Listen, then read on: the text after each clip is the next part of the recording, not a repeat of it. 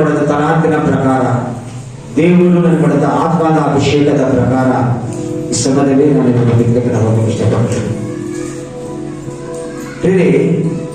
ದೇವರ ಸಂಧಾನದಲ್ಲಿ ಅನೇಕ ಪ್ರವಕ್ತರಿದ್ದಾರೆ. ಎಷ್ಟು ಜನ ದೊಡ್ಡ ಪ್ರವಾದಿಗಳಿದ್ದಾರೆ ಬೈಬಲಲ್ಲಿ? ದೊಡ್ಡ ಪ್ರವಾದಿಗಳು ಎಷ್ಟು ಜನ? ಚಿಕ್ಕ ಪ್ರವಾದಿಗಳು ಎಷ್ಟು ಜನ?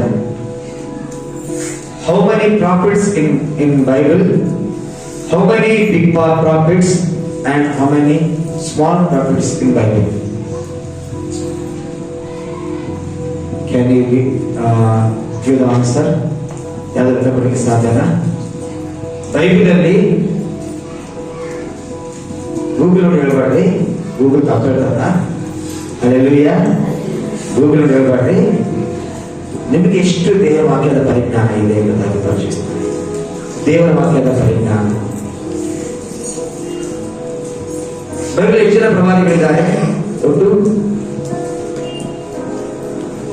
ನನಗೆ ಗೊತ್ತಿರೋ ಪ್ರಕಾರ 17 ಜನ ಪ್ರವಾದಿಗಳಿದ್ದಾರೆ. ಎಷ್ಟು ಜನ? 17 ಜನ ಪ್ರವಾದಿಗಳಿದ್ದಾರೆ. ಅದರಲ್ಲಿ 5 ಜನ ದೊಡ್ಡ ಪ್ರವಾದಿಗಳು. ಎಷ್ಟು ಜನ? 5 ಜನ ದೊಡ್ಡ ಪ್ರವಾದಿಗಳು, 12 ಜನ ಚಿಕ್ಕ ಪ್ರವಾದಿಗಳಿರ್ತಾರೆ ಬೈಬಲಲ್ಲಿ. ಹಲ್ಲೆಲೂಯಾ. ಸ್ವಲ್ಪ ನಂಬರ್ ಸಂಖ್ಯೆ ಆ ಕಡೆಗೆ ಆಗ್ಬೋದು. ನಾನು ಹೇಳ್ತೀನಿ, 5 ಜನ ದೊಡ್ಡ ಪ್ರವಾದಿಗಳಿದ್ದಾರೆ. ಯೆಶಾಯ, ಯೆಹೆಜ್ಕೇಲ, ಯೆರೆಮೀಯ, ದಾನಿಯೇಲ ನೋಡ್ತೇವೆ. ಒಟ್ಟು 5 ಜನ ದೊಡ್ಡ ಪ್ರವಾದಿಗಳಿದ್ದಾರೆ. ಚಿಕ್ಕ ಪ್ರವಾದಿ 12 ಜನ ಇದ್ದಾರೆ. ಚಿಕ್ಕ ಪ್ರವಾದಿಗಳು ಯೋವೇಲ, ಆಮೋಸ್, ಮೀಕಾ, ಹಬಕ್ಕೂಕ್ ಇವೆಲ್ಲ ಚಿಕ್ಕ ಪ್ರವಾದಿಗಳು. ಇವರು ಒಟ್ಟು 12 ಜನ ಇರ್ತಾರೆ.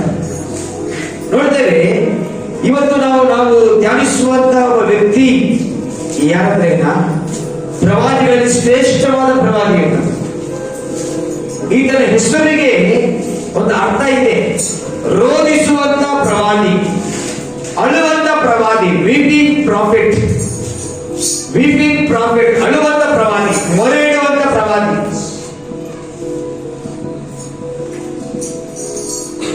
ಇಂಗ್ಲಿಷ್ ಹೇಳ್ತಾ ವೀಪಿಂಗ್, ಅಳುವಂತ ಪ್ರವಾದಿ ಆಗಿದೆ.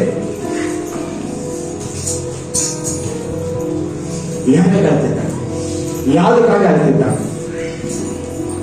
ಈ ಪ್ರವಾದಿಯ ಹಿನ್ನೆಲೆ ಬಹಳ ಆಳವಾಗಿರ್ತದೆ.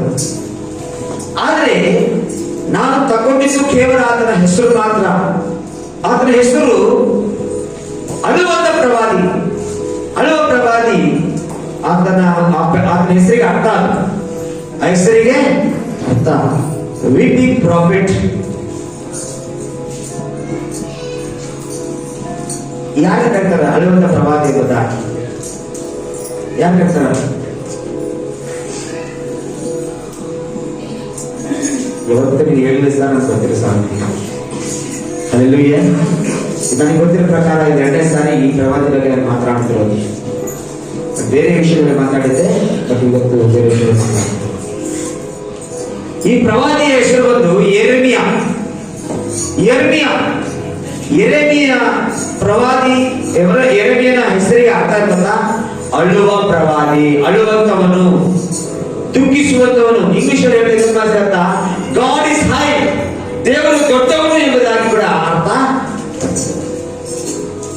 2 ಅರ್ಥಗಳಿವೆ. ದೇವರು ದೊಡ್ಡವನು, ಅಳುವ ಪ್ರವಾದಿ. ನೋಡ್ರಿ, ಒಂದು ದಿವಸ ದೇವರ ಒಂದು ಮಾತುಗಳಿಗೆ ಬರ್ತಾವ, ದೇವರ ಪ್ರವಚನ ಬರ್ತದ. ಯಾವ ಸಮಯದಲ್ಲಿ ಬರ್ತದ, ಹೇಗೆ ಬರ್ತದ, ಆ ಪ್ರವಚನ ಏನು, ಆ ಪ್ರವಚನ ಏನಿದೆ ಎಂಬುದಾಗಿ ನಾವು ಮುಂದಿನ ದಿನ ನೋಡ್ಕೊಂತಾರಾಗೋಣ. ಇದನ್ನ ನಾನು ಸಮಯದಲ್ಲಿ ನಾನು ಸ್ವಲ್ಪ ಆದಷ್ಟು ಬೇಗ ಬಂದು ಹೋಗ್ತೀನಿ. ಈ ಸಮಯದಲ್ಲಿ ಯೆರೆಮೀಯನ ಬರೆದ ಪುಸ್ತಕ 33ನೇ ಅಧ್ಯಾಯ ಕೇವಲ 1-2 ವಚನ ಮಾತ್ರ ಓದಿರಿ. ಯೆರೆಮೀಯನ ಬರೆದ ಪುಸ್ತಕ the book of Jeremiah chapter 33 verse 1 and 2 only. ಯೆರೆಮೀಯನು ಕಾರಾಗೃಹದ ಅಂಗಳದಲ್ಲಿ ಸೆರೆಯಾಗಿದ್ದಾಗ ಅವನಿಗೆ ಯೆಹೋವನು ಈ 2ನೆಯ ವಾಕ್ಯವನ್ನು ಅನುಗ್ರಹಿಸಿದನು. ಕಾರ್ಯವನ್ನು ಸಾಧಿಸಿಕೊಳ್ಳುವ ಉದ್ದೇಶಿಸಿ ನೆರವೇರಿಸಿ ನಾಮಾಂಕಿತನು ಇಂತೆನ್ನುತ್ತಾನೆ. ಸಾಕು. ನೋಡ್ತೇವೆ, ಯೆರೆಮೀಯನು ಕಾರಾಗೃಹದಲ್ಲಿ ಸೆರೆಯಲ್ಲಿದ್ದಾನೆ. ಯೆರೆಮೀಯನು ಕಾರಾಗೃಹದ ಸೆರೆಯಲ್ಲಿದ್ದಾನೆ.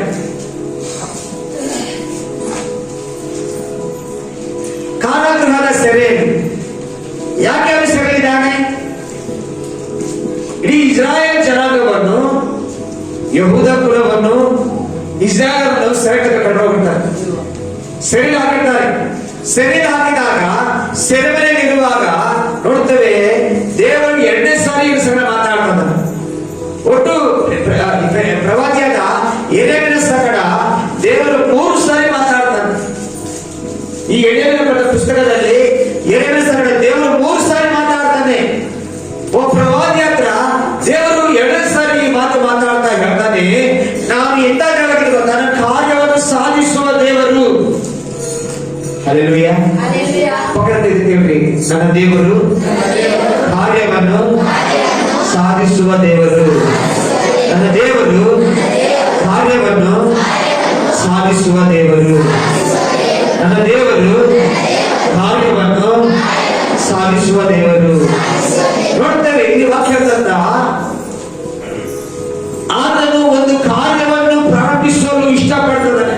ಒಂದು ಕಾರ್ಯವನ್ನು ಆತನು ಏನು ಅನ್ಕೊಳ್ತಾನೋ ಅದನ್ನು ಮಾಡಕ್ಕೆ ಇಷ್ಟಪಡ್ತಾನೆ. ನೀನು ಅದನ್ನು ಮಾಡಲ್ಲ. ಅನೇಕ ಸಾರಿ ಜನ ಅನ್ಕೋತಾರ, ಓ ನಾನು ಕಡೆಗೆ ಮಾಡಿದ್ರೆ ಚೆನ್ನಾಗಿರ್ತಾ ಇರ್ತದ.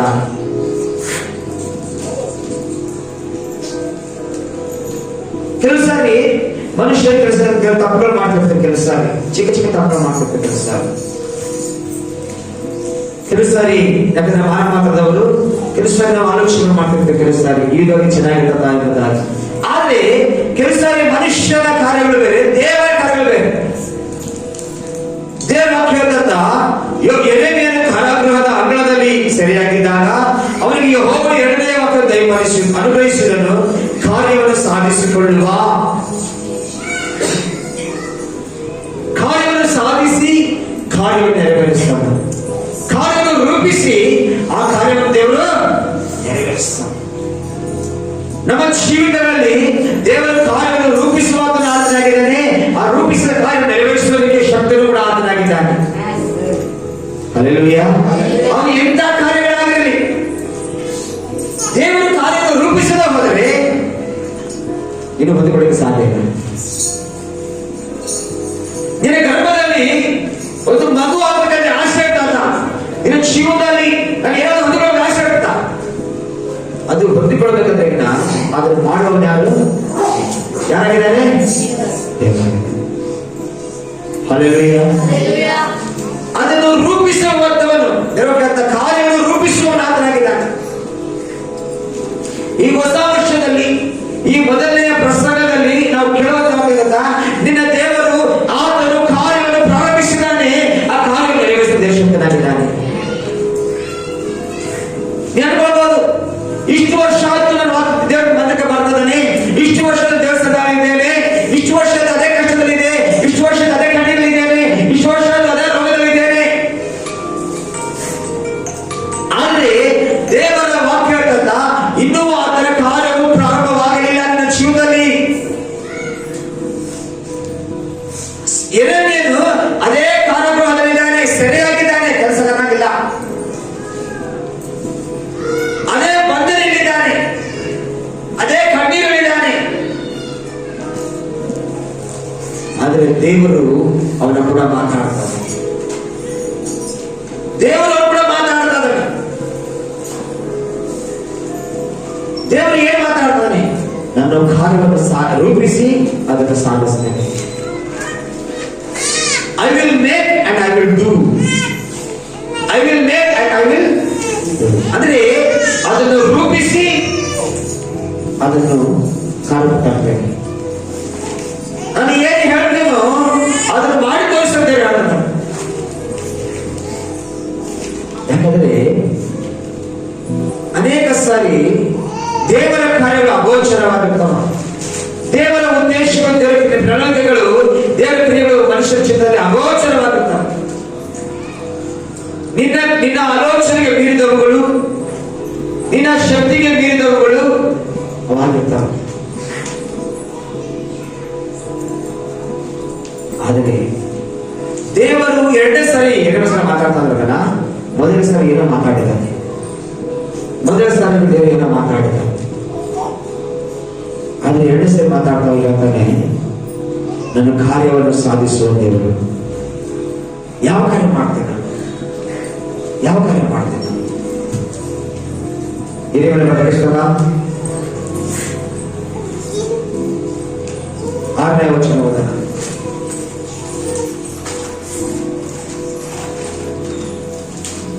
ಹಿರಿಯರ ಬರೆದ ಪುಸ್ತಕ 6ನೇ ಅಧ್ಯಾಯ 33ನೇ ಅಧ್ಯಾಯ 6ನೇ ವಚನ.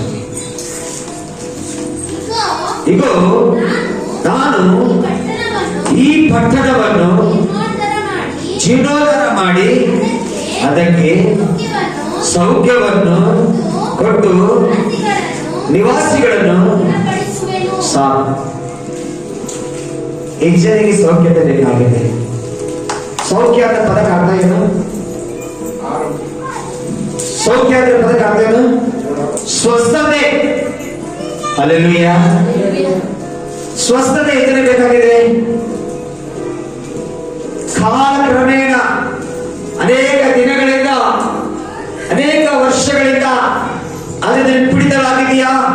ಇದೇ ದೇವರೇ ನಾನು ಸೌಖ್ಯವನ್ನು ಕೊಡೋದು ಗುಣಪಡಿಸ್ತೇನೆ.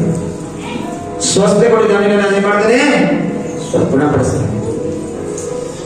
ನೋಡ್ರಿ, ಆ ಕಾರ್ಯ ಪ್ರಾರಂಭಿಸಿದ್ದೇನೆ. ಡಾಕ್ಟರ್ ಹೋದ್ರೆ ಡಾಕ್ಟರ್ ಗೊತ್ತಾ? ಡಾಕ್ಟರ್ ನಾವು ಮೊದಲು ಹೋಗಿದ್ದೆ, ಅದನ್ನು ಈಗ ಲೆಟರ್ ಪ್ಯಾಡ್ ತಗೊಂಡು ಲೆಟರ್ ಪ್ಯಾಡ್ ಟಕ ಟಕ ಟಕ ಟಕ ಟಕ ಟಕ ಗುಳಿಗೆ ಬರೆದು ಅದು ಕೊಡಂಗಿಲ್ಲ. ನಮಗೆಲ್ಲ ಡಾಕ್ಟರ್ ಹೋಗಿ ಅನುಭವ ಐತಿ. ಡಾಕ್ಟರ್ ಹೋದ್ರೆ ಡಾಕ್ಟರ್ ಮಾಡ್ತಾರೆ, ಮೊದಲು ಡಾಕ್ಟರ್ ಮೊದಲು ಹೋಗಿದ್ದೆ. ಡಾಕ್ಟರ್ ಪರ್ಮಿಷನ್ ಸಿಗುತ್ತಾ? ಫಸ್ಟ್ ಏನೋ ಡಾಕ್ಟರ್ ಹೋಗ್ಬೇಕು, ತಗೋಬೇಕು. ಟೋಕನ್ ತಗೊಂಡು ಟೋಕನ್ ಅನುಸಾರವಾಗಿ ಲೈನಲ್ಲಿ ಡಾಕ್ಟರ್ ಹೋಗ್ಬೇಕು. ಹೋಗಿ ನಂತರ ಡಾಕ್ಟರ್ ಕುತ್ಕೊಂಡು ಡಾಕ್ಟರ್ ಇದ್ದಾಗ ಡಾಕ್ಟರ್ ಹೇಳಿದಂಗೆ ಮಾಡಬೇಕು. ಡಾಕ್ಟರ್ ಮೊದಲು ಕೇಳ್ತಾನೆ, ಏನ್ ಕೇಳ್ತಾನ? ಏನಾಯ್ತಮ್ಮ ನಿನಗೆ? ಚೆನ್ನಾಗಿದೆಯಾ? ಏನಾಯ್ತು?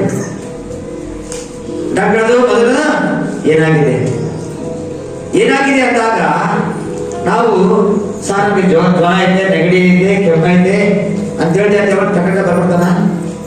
ಏನ್ ಮಾಡ್ತಾನ? ಜ್ವರ ಆಯ್ತಾ? ಬಾ. ಕೆಮ್ಮು ಆಯ್ತಾ? ಅದ್ರ ಬಾ. ಏನ್ ಮಾಡ್ತೀನಿ? ಕಡಿಸ್ಕೊಬಿಟ್ಟು ಅದನ್ನ ಚೆಕ್ ಮಾಡ್ತಾನ. ಅಥವಾ ಏನದ ಇವಾಗ ಅದು ಬರಲ್ಲ, ಜಾಸ್ತಿ ಕಡಿಮೆ. ಇವಾಗೆಲ್ಲ ಪಲ್ಸ್ ಪೇಷನ್ ಅದ, ಥರ್ಮಾಮೀಟರ್ ಬರಲ್ಲ ಇವಾಗ. ಅವಾಗ ಬಾಯಿ ನೋಡಿ ಚೆಕ್ ಮಾಡಿದ್ರಲ್ಲ, ಅವಾಗ ಥರ್ಮಾಮೀಟರ್ ಇಟ್ಟು ಚೆಕ್ ಮಾಡ್ತಾರೆ. ಕೆಲವು ಜನಕ್ಕೆ ಬಾಯಿಗೆ ಇಡ್ತಾರ, ಕೆಲವು ಜನಕ್ಕೆ ಇಟ್ಟು ಚೆಕ್ ಮಾಡ್ತಾರೆ. ಅದನ್ನ ಮಮತಗಳು ಇದು ಅಂತ ಬಹಳ ನೋಡ್ತೇವೆ. ಅದನ್ನಿಟ್ಟು ಚೆಕ್ ಮಾಡಿ ಆದ್ರೆ ಏನ್ ಮಾಡ್ತಾನ? ಚೆಕ್ ಮಾಡಿ ಹೇಳ್ತಾನ, ಎಷ್ಟೊಂದು ಜ್ವರ ನಿಮಗೆ ಅಂತ. ಏನಮ್ಮ ಇಷ್ಟು ಜ್ವರ ಆಯ್ತು? ಡಾಕ್ಟರ್ ಕೇಳ್ತಾರೆ ರಿವರ್ಸ್ ದಿನ ಏನ್ ಮಾಡ್ತದೆ? ಜ್ವರ ಬರೋದು ಬರೋವರೆಗೆ ಏನ್ ಮಾಡ್ತಾನ? ಅದಾದ ನಂತರ ಡಾಕ್ಟರ್ ಏನ್ ಮಾಡ್ತಾನ? ಸರಿ, ಇನ್ನ ಜ್ವರ ಜೊತೆಗೆ ಏನೈತೆ? ಸಾರ್ ನೆಗಡಿ ಐತೆ, ಕೆಮ್ಮು ಐತೆ. ಸರಿ, ಆದ್ಮೇಲೆ ಅದು ಹೇಳ್ತಾನ, ಫಸ್ಟ್ ಕೊಡೋದಕ್ಕೆ ಫಸ್ಟ್ ಏಡ್ ಕೊಡ್ತಾನೆ. ಫಸ್ಟ್ ಏಡ್ ಅಂದ್ರೆ ಪ್ರಥಮ ಚಿಕಿತ್ಸೆ. ಫಸ್ಟ್ ಏಡ್ ಕೊಡ್ತಾನ. ಸ್ವಲ್ಪ ಜ್ವರದ ಗುಳಿಗೆ, ನೆಗಡಿ ಗುಳಿಗೆ, ಕೆಮ್ಮು ಗುಳಿಗೆ ಮಿಕ್ಸ್ ಮಾಡಿ ಕೊಡ್ತಾನ. ಇದು ತಗೋ, 3 ದಿನ ತಗೋ, 3 ದಿನ ಡೋಸ್ ತಗೋ. ಬೇಸಾದ್ರೆ ಬರಬೇಡ. ಬೇಸಾಗಿದೆ ಅನ್ಕೋ, ಬಾ. ಏನ್ ಮಾಡ್ತಾನೆ? ಬ್ಲಡ್ ಟೆಸ್ಟ್ ಮಾಡ್ತಾನೆ ಅಂತ ಹೇಳ್ತಾನ. ಬ್ಲಡ್ ಟೆಸ್ಟ್ ಮಾಡಿದ ನಂತರ ಅಂತ ಹೇಳ್ತಾನ, ಮತ್ತೆ ಹೇಳ್ತಾನ, ಇನ್ನು ಮನೆ ಬಂದಿದ್ದಾನಪ್ಪ, ಮನೆ 3 ದಿನಕ್ಕ ಇವಾಗ ಹೆಂಗೈತೆ ಅಂತ ಆದಾಗ ನಾವು ಏನೇನು ಅದ್ರ ಉತ್ತರ ಮೇಲೆ ಆದ ಮತ್ತೆ ಚೇಂಜ್ ಮಾಡ್ತಾನ. ಇಲ್ಲ ಸರ್ ಜ್ವರ ಆಗೈತೆ ಅಂದ್ರೆ ಏನ್ ಮಾಡ್ತಾನ? ಟೆಸ್ಟ್ ಒಂದು 10 ಟೆಸ್ಟ್ ಮಾಡ್ಕೊಡ್ತಾನ. ಮಲೇರಿಯಾ, ಟೈಫಾಯ್ಡ್, ಡೆಂಗ್ಯೂ, ವಿಧವಾದ ಜ್ವರಗಳ ಬಗ್ಗೆ ಬರ್ಕೊಡ್ತಾನೆ. Viral fever ಬರ್ಕೊಡ್ತಾನೆ. ಅದೆಲ್ಲ ಆದ್ಮೇಲೆ ಅದು ರಿಪೋರ್ಟ್ ಬಂದ ನಂತರ ಏನ್ ಮಾಡ್ತಾನ? ಅಲ್ಲೇ ಅದರಲ್ಲಿ ಮತ್ತೆ ಫಸ್ಟ್ ಏಡ್ ಮಾಡ್ಬೇಕಾ ಅಥವಾ ಮತ್ತೆ ಅದರಲ್ಲಿ ಹಾಸ್ಪಿಟಲ್ ಅಡ್ಮಿಟ್ ಮಾಡಿ ಮತ್ತೆ ಡ್ರಿಪ್ ಸೇರಿಸ್ಬೇಕಾದ್ರೆ ಆಲೋಚನೆ ಮಾಡ್ತಾರೆ. ಡ್ರಿಪ್ ಸೇರಿಸಿ ನಂತರ ಹಾಗೆ ಕಳ್ಸಂಗಿಲ್ಲ, ಮತ್ತೆ ಗುಳಿಗೆ ಕೊಡ್ತಾನೆ. ಮತ್ತೆ ಹೇಳ್ತಾನ, ಅಮ್ಮ ಕಾಣಿ ಕೊಡ್ತೀನಿ, ಇದು ಡ್ರಿಪ್ ಸೇರಿಸ್ತೀನಿ, ಗುಳಿಗೆ ಕೊಡ್ತೀನಿ, ಮತ್ತೆ 3 ದಿನ ನೋಡೋಣ. ಇಲ್ಲದ್ರೆ ಅಲ್ಲೇ ಮುಗಿಸ್ಕೊಡ್ತಾನೆ ಅವ್ರು ಹೇಳ್ತಾನ. ಬೇರೆ ಮನುಷ್ಯನೇ ದೇವರ ಜ್ಞಾನದ ಮನುಷ್ಯನೇ ಈಡಾದ ಆಲೋಚನೆ ಮಾಡುವಾಗ ದೇವರು ಯಾವ ಆಲೋಚನೆ ಮಾಡ್ತಾರೆ? ದೇವರು ಯಾವ ಆಲೋಚನೆ ಮಾಡ್ತಾನೆ? ಅನೇಕ ಸಲ ಒಬ್ಬ ವ್ಯಕ್ತಿ ಚರ್ಚೆಗೆ ಬರ್ತದೆ, ಒಬ್ಬ ಬಿಟ್ಟಾನ ಬರ್ತದೆ, ಈ ವಾರ ಬಂದಿಲ್ಲ, ಇವಾಗ ಹೋದವರ ನೋಡ್ತೀವಿ. ಆತನ ಹೇಳ್ತಿದ್ದ ಯಾರಂತ 15 ವಾರ ಚರ್ಚೆಗೆ ಹೋದ್ರೆ ನನಗೆ ಏನಾಗಲಿಲ್ಲ ಅಂತ. ಚರ್ಚೆಗೆ ಹೋದ್ರೆ ಏನಾಗಲ್ಲ, ದೇವರು ನಂಬಿದ್ದೆ ಅಂತ ಮಾಡ್ತಾರೆ. Hallelujah, hallelujah. ದೇವರನ್ನ ನಂಬಿದ್ರೆ ಅದ್ಭುತ ಮಾಡೋ ಚರ್ಚೆಗೆ ಹೋಗಿ ಚರ್ಚಿಸ್ತಾರೆ. ಅದು ಸಹ ತಿರುಗಿದ್ರೆ ಏನಾಗಲ್ಲ, ಅದ್ಭುತಗಳು ಮಹತ್ತರವಾದ ಸೂಚಕತೆಗಳು ಜರುಗಬೇಕಾ, ಒಬ್ಬ ಮಹಿಳೆ ಅದ್ಭುತ ಜರುಗಬೇಕಾ ಜೀವನದಲ್ಲಿ, ನೀನ್ ಏನ್ ಮಾಡಬೇಕು? ದೇವರು ಕಾರ್ಯವನ್ನು ಅದನ್ನು ಮಾಡಲು ತೀರ್ಮಾನ ಮಾಡಿದ್ದಾನೆ, ಅದನ್ನು ರೂಪಿಸ್ತಾ ಇದ್ದಾನೆ. ಒಂದು ಬಿಲ್ಡಿಂಗ್ ಕಟ್ಟಬೇಕಾದ್ರೆ ನಾವು ಏನ್ ಮಾಡಬೇಕು? ಜಾಗ ತಗೋಬೇಕು, ಫಸ್ಟ್ ಜಾಗ ಇರಬೇಕು. ಜಾಗ ನಂತರ ಜಾಗಕ್ಕೆ ಏನ್ ಮಾಡ್ತಾರ? ಬ್ಲೂ ಪ್ರಿಂಟ್ ಸಿದ್ಧ ಮಾಡ್ತಾರೆ. ಬ್ಲೂ ಪ್ರಿಂಟ್ ಸಿದ್ಧ ಮಾಡ್ತಾರೆ. ನನ್ನ ಅಡಿಗೆ ರೂಮ್ ಹಿಂಗಿರ್ಬೇಕು, ನನ್ನ ಬೆಡ್ರೂಮ್ ಹಿಂಗಿರ್ಬೇಕು, ನನ್ನ ಬಾತ್ರೂಮ್ ಹಿಂಗಿರ್ಬೇಕು, ನನ್ನ ಹಾಲ್ ಹಿಂಗಿರ್ಬೇಕು ಎಂಬುದಾಗಿ ಬ್ಲೂ ಪ್ರಿಂಟ್ ಸಿದ್ಧ ಮಾಡ್ತಾರೆ. ಬ್ಲೂ ಪ್ರಿಂಟ್ ಸಿದ್ಧ ಹಾಕಿದ್ರೆ ಮನೆ ಆಗ್ತದ? ಆಗಲ್ಲ. ಏನ್ ಮಾಡಬೇಕು? ಬ್ಲೂ ಪ್ರಿಂಟ್ ತಗೊಂಡೋಗಿ ಅದನ್ನ ಕಾಂಟ್ರಾಕ್ಟ್ ಬೇಸಿಸ್ ಕಡೆ ಕೊಡಬೇಕು. ಅದನ್ನ ಕಾಂಟ್ರಾಕ್ಟ್ ಹತ್ರ ಬೇಸಿಸ್ ಹತ್ರ ಕೊಡಬೇಕು. ಕೊಟ್ಟ ನಂತರ ಬೇಸಿಸ್ ಮಾಡ್ತಾನ, ಒಂದೇ ದಿವಸಕ್ಕೆ ಮನೆ ಕೊಡ್ತಾನ, ಏನ್ ಮಾಡ್ತಾನ? ಆಲೋಚನೆ ಮಾಡ್ತಾನ. ಏನ್ ಹೇಳಿ, ಎಲ್ಲೆಲ್ಲಿ ಏನ್ ಬರ್ತದ, ಎಲ್ಲೆಲ್ಲಿ ಏನ್ ಮಾಡಬೇಕು, ಏನ್ ಮಾಡಬೇಕು, ಯಾವ ಮೆಟೀರಿಯಲ್ ಎಷ್ಟು ಬೇಕು ಎಂಬುದಾಗಿ ಅವನು ಆಲೋಚನೆ ಮಾಡಿ ಹೇಳ್ತಾನೆ. ಈ ಬಿಲ್ಡಿಂಗ್ ಕಟ್ಟಕ್ಕೆ ಇಷ್ಟು ಬೇಕಾಗ್ತದ? ಯಾರು ಹೇಳ್ತಾರ? ಕಾಂಟ್ರಾಕ್ಟ್ ಮಾಡೋದ್ ವ್ಯಕ್ತಿ ಅಥವಾ ಇಂಜಿನಿಯರ್ಸ್ ಹೇಳ್ತಾರ ಇಷ್ಟು ಆಗ್ತದ ಎಂಬುದ. ಅದಾದ ರೂಮ್ ಆಗೋಗ್ಬಿಡುತ್ತಾ? ಆತರ ಏನಾಗ್ತ? ಅದು ರೂಪಣೆ ಮಾತ್ರ ಅಷ್ಟೇ, ಅದು ರೂಪಣೆ ಮಾತ್ರ ಅಷ್ಟೇ. ಆದ್ರೆ ಕಾರ್ಯವನ್ನು ಸಾಧನವನ್ನು ಬದಲೇ ಮಾಡಬೇಕು. ಮಧ್ಯೆ ಕಾಣಿಸ್ತದ ಒಂದು ಬಿಲ್ಡಿಂಗ್ ಹೋಗಿ ಬದಲೇ ಮಾಡ್ಬೇಕು. ಫಸ್ಟ್ ರೂಮ್ ಹಾಕ್ಬೇಕಾ? ಫಸ್ಟ್ ಬಾಗಿಲು ಕುದಿಸ್ಬೇಕಾ? ಏನು ಫಸ್ಟ್ ಏನ್ ಮಾಡ್ಬೇಕಪ್ಪ ರಾಜಾ? ಒಂದು ಬಿಲ್ಡಿಂಗ್ ಹೋಗಿ ಫಸ್ಟ್ ಏನ್ ಮಾಡ್ಬೇಕು? ಫಸ್ಟ್ ಏನ್ ಮಾಡ್ಬೇಕು? ಫಸ್ಟ್ ಏನ್ ಮಾಡ್ಬೇಕು? ದೇವರು ಮಾತು ಹೇಳ್ತಾನೆ 23ನೇ ವರ್ಷ. ನೋಡ್ರಿ, ನಾವು ಅದನ್ನು ಮಾಡಿದ್ರೆ ದೇವರು ಕಾರ್ಯವನ್ನು ಸಾಧಿಸಿ ಕಾರ್ಯ ರೂಪಿಸ್ತಾರೆ. 3ನೇ ವರ್ಷದ ಸಿಗಟ್ಟು ಯಾರು ಬೈಬಲ್ ನೋಡಿದಾಗ ಹೇಳಕ್ ಸಾಧ್ಯನಾ? ಎಲ್ಲ ಬೈಬಲ್ ನೋಡಿ ಹೇಳಕ್ ಸಾಧ್ಯ? ಆ ಕಾಲ ಬೈಬಲ್ ಓಪನ್ ಮಾಡಿದ್ದೀವಿ, ಬೈಬಲ್ ನೋಡಿದಾಗ ವಾಕ್ಯ ಹೇಳಕ್ ಸಾಧ್ಯನಾ? ಬೈಬಲ್ ದೇವ್ರ ಏನ್ ಕೇಳ್ತಾ ಇಲ್ಲಿ 3ನೇ ವರ್ಷದ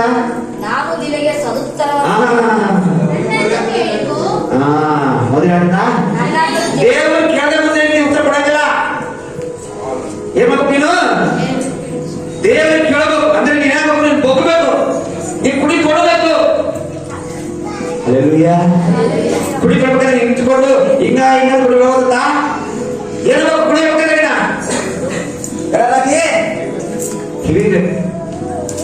ಗಣನಾಗಿ ಎಷ್ಟು ತಿವಿದೆಯೋ, ಸರಿಗೆ ಹಾಕಿ ನೀನು ಎಷ್ಟು ಹೋಗಿ ನಡುಗಳು ಹೋಗವಾಗಿ ಮಣ್ಣು ತೆಗೆದಿಯೋ, ಎಷ್ಟು ಆಳವಾಗಿ ಗುಣದ ಹೋಗುತ್ತೋ ಅಷ್ಟು ಭದ್ರವಾಗಿ ಮನೆ ಇರ್ತದೆ.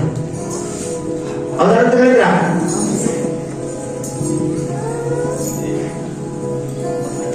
ನೀನು ಎಷ್ಟು ನಿನ್ನ ಮನೆ ಭದ್ರವಾಗಬೇಕಾದ್ರೆ ಆಲೋಚನೆ ಮಾಡ್ತೀಯಲ್ಲ, ಆ ಆಲೋಚನೆಗೆ ಅದು ನೆರವೇರಬೇಕಾದ್ರೆ ದೇವರ ವಾಕ್ಯ ಹೇಳ್ತಕ್ಕಂಥ ಮೊದಲು ನನ್ನನ್ನು ಕೇಳಬೇಕು. ಹಲ್ಲೆಲೂಯಾ. ಒಂದು ಮನೆ ಕಟ್ಟಬೇಕಾದ್ರೆ ಏನ್ ಮಾಡ್ಬೇಕು? ಮೊದಲು ನೀನು ಬುನಾದಿ ನೋಡ್ಬೇಕು. ಬುನಾದಿ ಏನ್ ಗೊತ್ತಾ? ನಿನ್ನ ಜೀವನಕ್ಕೆ, ಉದ್ಧಾರಕ್ಕೆ, ನಿನ್ನ ಆಶ್ರಯಕ್ಕೆ ಬುನಾದಿ ಏನ್ ಗೊತ್ತಾ? ದೇವರ ಸನ್ನಿಧಾನದಲ್ಲಿ ಕೂತ್ಕೊಂಡು ನಿನ್ನ ಮಕ್ಕಳಾಗಬೇಕು. ದೇವರ ನಾನು ಕೇಳಿಕೋ.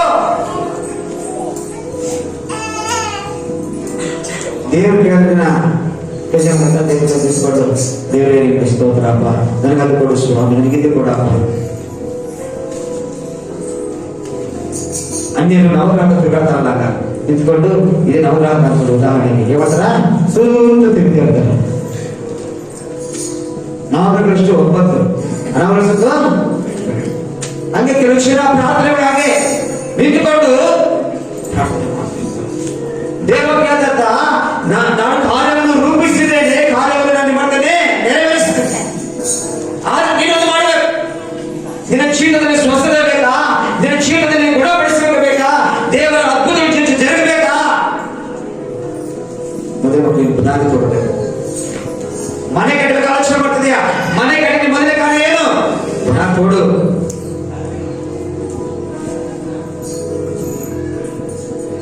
ಈಗೆಲ್ಲ JCB ನಾವು ಗಂಟೆ ಆಗ ಒಂದು 20 by 30 ಮನೆಗೆ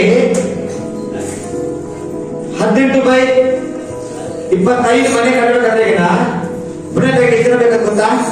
ಕೈ ತೆಗಿಬೇಕಾದ್ರೆ ಎಷ್ಟು ಗಂಟೆಗಳು ಬೇಕು? ಇರಬೇಕು. ನನ್ನ ಮನೆ ಉದ್ದ ಆಗಲ್ಲ ಬಂದು 18 by 25. ಎಷ್ಟೇ ಗೊತ್ತಾ? ಬುನಾದಿ 2 ದಿನ ತೆಗೆದ. ಎಷ್ಟಡಿ ಒಳಗಡೆ? 3 ಅಡಿ ಒಳಗಡೆ, 2 ಅಡಿ ಅಗಲ.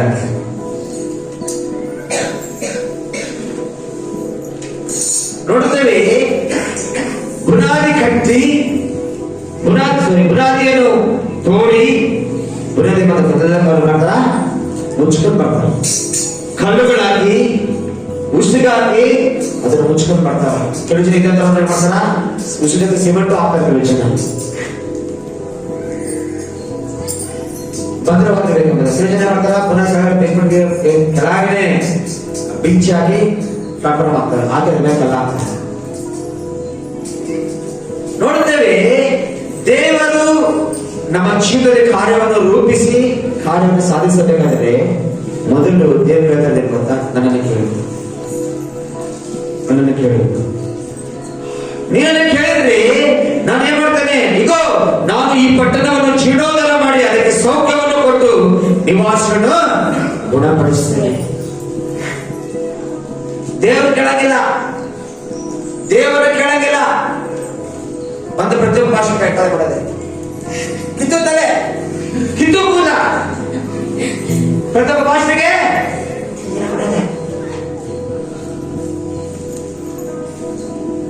ದೇವರ ವಾಕ್ಯ ಹೇಳ್ತ ಭಾಷಣ ಬೇಡಬಾರ್ದು ತಪ್ಪಂತಾನೆ ಹೇಳ್ತಾ ಇಲ್ಲ. ದೇವ ಸೇವಕರ ಆಶೀರ್ವಾದ ದೇವರಿಂದ ಸೇವಕರ ಮೂಲಕ ದೇವರ ನಮ್ಮ ಆಶೀರ್ವಾದ ಬರ್ತದ. ಅದನ್ನು ಹೇಳಕ್ಕಿಲ್ಲ ತಪ್ಪಂತೇಳಿ. ಆದ್ರೆ ದೇವರು ಹೇಳ್ತೇವೆ ಗೊತ್ತಾ? ನೀನೇನಾಗಬೇಕು? ಆ ಬುನಾದಿಯನ್ನು ತೋಡಬೇಕು. ದೇವರನ್ನ ಕೇಳ್ತಾನೆ ಇರಬೇಕು. ಈ ವರ್ಷ ದೇವರು ಹೊಸ ಕಡೆ ಮಾಡಕ್ಕೆ ಇಷ್ಟಪಡ್ತದಾನೆ, ನೂತನವಾದ ಕ್ರಿಯೆಗಳು ಮಾಡಕ್ಕೆ ಇಷ್ಟಪಡ್ತದಾನೆ. ನೀನು ಎಂದು ಕಾಣದ ಆ ಮಹಿಮೆಯ ಕ್ರಿಯೆಗಳು ದೇವರು ಮಾಡಕ್ಕೆ ಇಷ್ಟಪಡ್ತದ. ಎಂದು ಕಾಣದ ಒಂದು ಸೂಚಕಗಳು ದೇವರು ಮಾಡಕ್ಕೆ ಇಷ್ಟಪಡ್ತದ. ಆ ಕಾರ್ಯ ಗೊತ್ತಾ? ವಿಚಿತ್ರಕರವಾಗಿರ್ತಾವ.